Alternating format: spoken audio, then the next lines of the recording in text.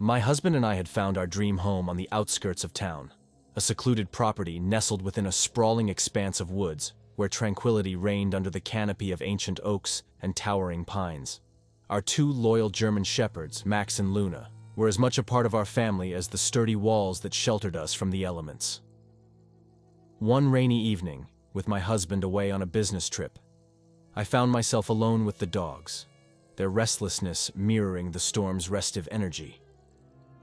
Seeking to ease their agitation, I let them out into the yard to roam and explore, their barks echoing through the night air as they bounded across the rain-soaked grass.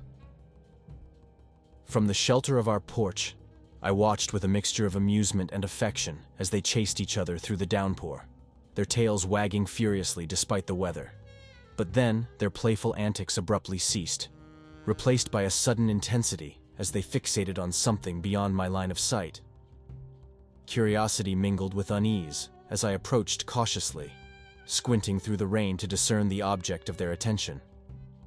My heart skipped a beat when I saw them, noses pressed against the rusted door of our old shed, their bodies taut with alertness, barking furiously into the darkness within. A terrible stench assaulted my senses as I drew nearer, a combination of musty earth and something more sinister, a scent that spoke of neglect and desperation. Fear prickled at the back of my neck as I reached for the shed door, hesitating for a moment before swinging it open, unsure of what, or who, I might find lurking within. To my horror, a disheveled figure burst forth from the shadows, wielding a shovel with a frantic desperation that sent my heart racing. He stumbled past me, his eyes wild with fear and desperation, narrowly missing my vigilant dogs who snapped and growled in pursuit, guardians of our home in that moment of peril. Instinct kicked in as I sprinted after him, my shouts lost in the tumult of the storm as he disappeared into the dense thicket of trees that bordered our property. The darkness swallowed him whole, leaving behind only the echo of his hurried footsteps fading into the night. Breathless and trembling, I dialed emergency services, the weight of adrenaline and fear pressing down upon me as I recounted the harrowing encounter. Within moments, the comforting presence of flashing lights and stern voices filled our yard as police officers combed through the woods, their K-9 units scouring the underbrush for any sign of the intruder who had violated our sanctuary. It wasn't long before they found him, huddled and shivering beneath the canopy of gnarled branches, his ragged clothes clinging to his emaciated frame. He offered no resistance as they led him away, his eyes haunted and hollow, a silent testament to the hardships that had driven him to seek refuge in the shadows of our shed. Later, we learned the grim truth, that he was a homeless man, adrift in a world that had forgotten him, seeking shelter wherever he could find it, even at the risk of trespassing into the lives of others. His makeshift dwellings had dotted the outskirts of town, unnoticed until the night our vigilant dogs had sensed his presence, their protective instincts roused by the threat lurking within our midst. Gratitude mingled with unease in the days that followed, as we grappled with the unsettling realization that our sanctuary had been breached. The dogs, ever loyal and watchful, had proven their worth beyond measure that rainy night, their vigilant presence a shield against the unknown. From that day forward, we became more vigilant about locking doors and securing our property, mindful of the fragile boundary that separated safety from vulnerability. The memory of that night lingered, a testament to the fragility of our sense of security and the unwavering loyalty of those who stood guard against the darkness that prowled just beyond our doorstep.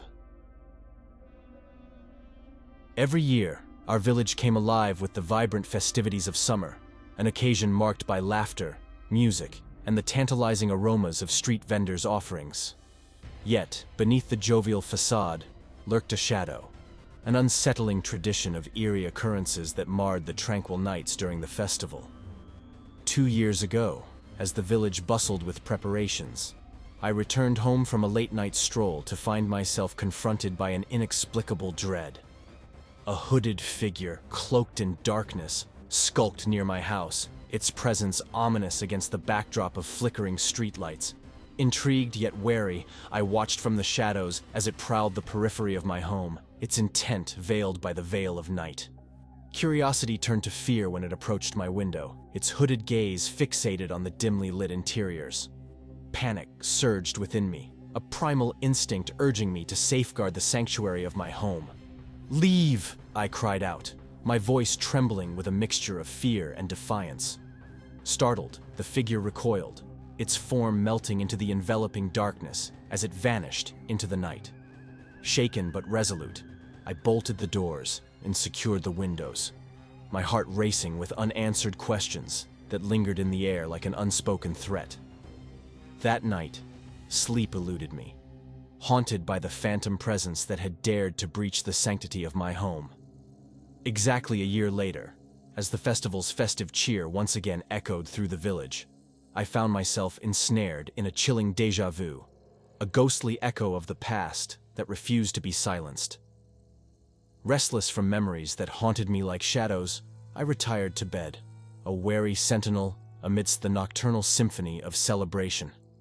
It was in the darkest hours before dawn, when the veil between reality and nightmare was torn asunder. A faint creak echoed through the silence, a soft whisper of intrusion that roused me from uneasy slumber. Eyes snapping open, I beheld a sight that froze the blood in my veins. The screen door, once secured, now swung open with a ghostly invitation. Heart pounding with a mixture of dread and determination, I crept towards the living room, a flickering tableau illuminated by the moon's pallid glow. There, bathed in the silvery light, stood the hooded figure, a specter of dread that stared back at me through the pane of glass, its presence a chilling reminder of unresolved terror. Instinct seized me, a frantic scramble for my phone, fingers trembling as I dialed emergency services, my voice a desperate plea against the encroaching darkness. The figure lingered, its hooded visage etched with malevolence as it met my gaze, a silent testament to the malevolent dance that had ensnared us both in its macabre embrace.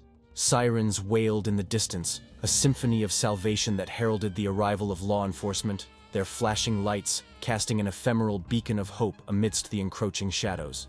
Yet, as swiftly as it had materialized, the hooded figure dissolved into the night, leaving behind only the haunting echoes of its spectral visitation. In the aftermath of that harrowing night, I found solace in the reassurance of friends and the fortification of defenses, a vigilant sentinel against the recurring specter that stalked the festival's ephemeral embrace.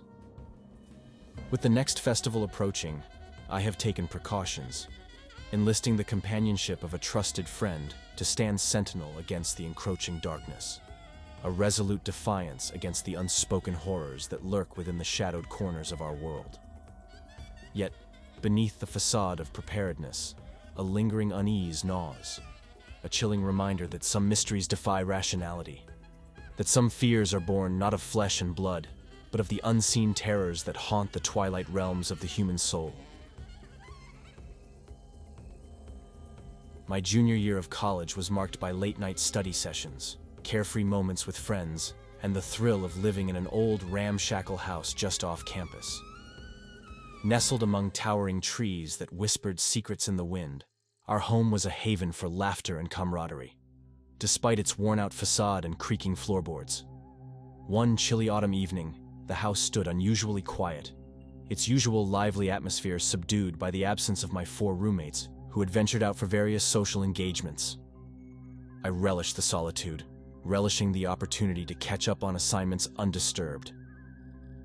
As the night deepened and the house settled into a hushed stillness, an eerie sensation prickled the back of my neck, a faint, unsettling sound echoing from the shadows of the staircase leading to the second floor. Initially dismissing it as the house settling, I returned to my books, the soft glow of my desk lamp casting long shadows across the room.